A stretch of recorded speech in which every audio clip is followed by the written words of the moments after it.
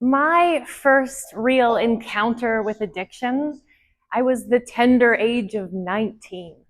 Y'all remember being 19? So full of hope and dreams and delusions, walking around thinking you know something without a prefrontal cortex. That was me. I was all legs and attitude, or so my parents told me. And I really wanted desperately to be independent, but I didn't necessarily have the means or the wits to do so. Enter Steve Cassidy.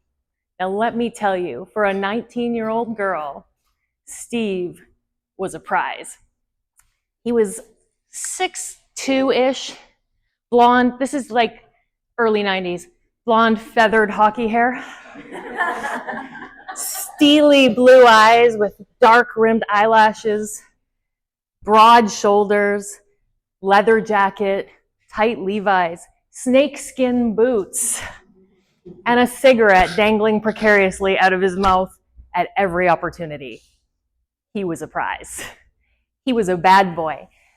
And I thought I'd won the lottery. He was a gold miner. He worked out of town. He made a lot of money. He was swashbuckling, silver-tongued. And the thing that endeared me to him more than anything was the fact that he was honest. And this is what actually got me. And I remind you, my frontal lobe was not fully connected yet. Our first date, he said to me, "I have something to tell you. I'm sitting at the keg. What is it?" "I'm an alcoholic." "Oh." "No, not just an alcoholic, like a really bad alcoholic, like the worst kind of alcoholic." And I was like, okay. Because I had grown up in a family where drinking was normal and there were parties, but I'd never seen anyone falling down. I'd never seen anyone miss work. I never saw. So you know what I thought in all of my amazing 19-year-old wisdom? He just needs love. If I love him enough, he will get better. And then, well, maybe if we move out of town, away from these influences, it will get better. Maybe once we're married, he'll stop verbally abusing me. It will get better. Surely, if I have a baby, he has to get better. Well, you probably guessed it. He didn't get better. It didn't get better. Stephen's disease escalated, and it was coinciding with mental illness. He was using substances to cope with undiagnosed mental illness. We didn't know any of this at the time. And I was young and dumb and frontal lobeless. But mostly, naivety got me there, but it was shame that kept me there. How did someone so smart, who was raised in this nice family, how did I wind up in this situation with this crazy person where I'm being abused? Now, shame doesn't just affect the addict, it affects the people around them. I felt like a failure, like I did something wrong. Finally, when my son was 1, I came home one day and Steve was grumbling around the house and muttering, and it was quite obvious that he was miserable, we'll just say. And my son was sitting in his little flannel dinosaur pajamas. I'll never forget them, little blue dinosaurs with little red cuffs. And he had his hands over his ears and he was rocking. And I was like, I'm done. My son is not going to be raised in this house of horrors. So I decided that I was going to leave. Steve had a very different idea. When I told Stephen that I was going to leave, he was so scared to be exposed, so scared of being alone, so scared of all the things. His soul sickness was so bad that he held me hostage with a butcher knife. He choked me unconscious 2 or 3 times over 6 hours, I don't remember, but so much so that all of the whites of my eyes were completely blood red. There was no white left in my eyes.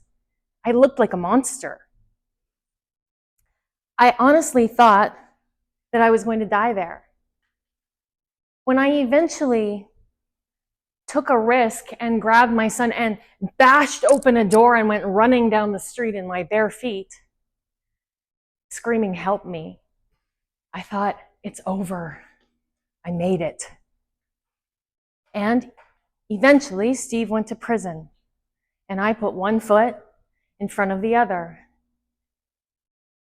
I didn't need to do anything, did I? I wasn't the one that was sick. What is there to do? I just moved on with my life. Fast forward a decade and a bit, and my son from that marriage, Nicholas Dean, the joy of my life with his smoochy little cheeks and his little dinosaur jammies, is a surly, fucking miserable teenager with Justin Bieber hair and an attitude of...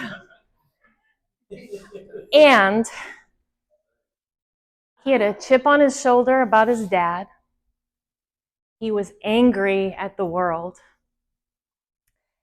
And he started to struggle with substances at about 14 that I noticed, and I noticed it was different. I mean, kids experiment. I know that. I'm not naive. I experimented a lot.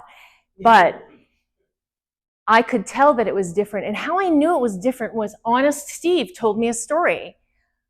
He told me that the first time that he ever drank alcohol, he was 14 years old, and he knew he had a problem before he ever even finished drinking that alcohol, because he saw everyone else having a good time, and all he was doing was counting all the beers and making sure no one could get his and wondering when he could get more. First time he drank. And I saw that in my son, and it terrified me. And so what do you do when you're terrified? You brace and you control. And I tried to control, and I tried to manage his life, and I tried to manage his friends, and I tried to manage his attitude, and I tried to manage people's perceptions of me so everybody thought I was still a good mom. I didn't want people to think I was a failure. I was already a flake. I married Steve, for fuck's sakes. Now I got this kid. Like, what am I going to do here? So I braced, and I fought, and I created this giant wedge between my son and I, and all the while his addiction was getting worse. So all my control was not working. It just wasn't working. Then came the day when something changed. Now, by this point, my son was 18, and his addiction was consuming my every thought. His addiction was consuming my life. And I realized that my son had become my addiction.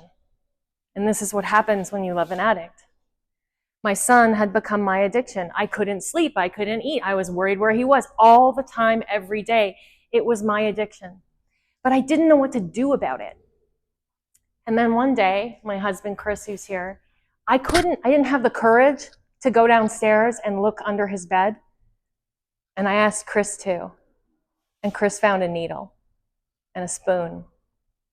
And you know the expression, your heart gets ripped out? That is a real thing, to feel like your heart has been pulled out of your chest. I crumpled to the floor. I cried relentlessly. I wished to be dead. I thought, I've lost this battle. My son is going to die. And it dawned on me that I could not change what was happening. But it was time to change my way of being in what was happening. You know the expression, you can go outside, and if you get caught in the rain without an umbrella, you can be cold and wet, or you can be cold, wet, and miserable, your choice. I was cold, wet, miserable, controlling, miserable, like ruining my life, miserable. And so I had to ask myself, what can I control? And what I can control is how I show up for my son. What I can control is that I can lay down the weapons of righteousness, because I had been fighting a battle that I thought was against addiction, but it ultimately was against my son. I'd been making him wrong for being an addict. And the moment I saw that my precious baby in his little jammies was putting a needle in his arm, it occurred to me, maybe he doesn't want to be an addict either. Maybe he's scared. Maybe he's as terrified as I am. And maybe what he needs is an ally, not a fucking monster screaming at him all day long. And so I asked myself, if I want peace, and I want my son to know that he is loved and seen and heard and known, and he doesn't need to be different to receive any of that, then what's the path that I need to walk? And that was the day that my journey to recovery started. Now, my son had a long road to travel yet. Luke met him a couple years ago when he was in serious addiction, psychosis, living on the street, in a tent, which got stolen every week, and Chris would buy him a new tent. And it was like, I know, you have to laugh. You just do. He was pulling light bulbs out of the ceiling, telling me that people were listening to him. I was preparing for my son to die. And then I was fortunate that he had a spiritual experience. It's a long story and it's his story, so I won't share it all with you tonight, but he had a moment where someone showed him love and took him in despite what everyone said about him. And he said, I'm going to love you. I'm just going to love you. You can't do anything, motherfucker, to make me not love you. And Nick had his backpack slung on his back, ready to sneak out and try and get some dope. And he caught himself in the doorway. And he told me this story. He said, Mom, I just felt tired like I never felt before in my life. And I thought, what am I doing? And you know what he said? This is what made the difference for him. This was his spiritual experience. He said, what if I stayed and what if I prayed? And he goes, Mom, I did. Mom, I did. And when I woke up, I was proud of myself. And I went and told, this gentleman's name was Ronnie. And then Ronnie said, now I can really do recovery. My son has been clean for almost 2 years. Yeah. And he's living a beautiful life. But not everyone is so lucky. Stephen was not a monster. Stephen grew up with 2 severely alcoholic parents, and I found out after he drank himself to death alone in a hotel room at 51 years old that he had been sexually abused by his grandfather. He was not a monster. He was in pain. Trauma travels. Pain travels. And had we had conversations like this back then, he may have been spared a life of misery. And so we can't control the addiction. We can't control the addict. But we can control how we show up. And that means we have to do the work on us. Where are my reactions? Where am I making things wrong? Where am I in an argument with reality? I don't win. Yes, we never win. And then ask ourselves, what is most important to us? And then you be the cause of that in every breath. Let me tell you, it's not easy. There were times my son would phone me and I'm like, I'm going to bash this phone into my own stupid head right now if I hear one more dumb thing come out of his mouth. But I did not say that. I would say, I'm sorry that's happening to you. I love you. It required that I learned to create boundaries so that I could love him generously. It required that I gave up trying to fix his life. This is the work that I had to do, to give up making him wrong, to keep the relationship. And my son will tell you today that the reason that he is thriving is because he always knew that he had a solid relationship. That's the one thing we can control. And I feel blessed every day there by the grace of God go I, because addiction does not discriminate, and many people have lost their children. Some of you here tonight. And I'm so grateful to be able to enjoy my son. But whether he was clean or not clean, my journey is what I can control. And that's what I want to leave you with tonight is, who are you going to be for the people that you love? How are you going to show up for them? Because that's the one thing you have control over. Their journey is theirs, but your connection with them, that's your journey. Thank you.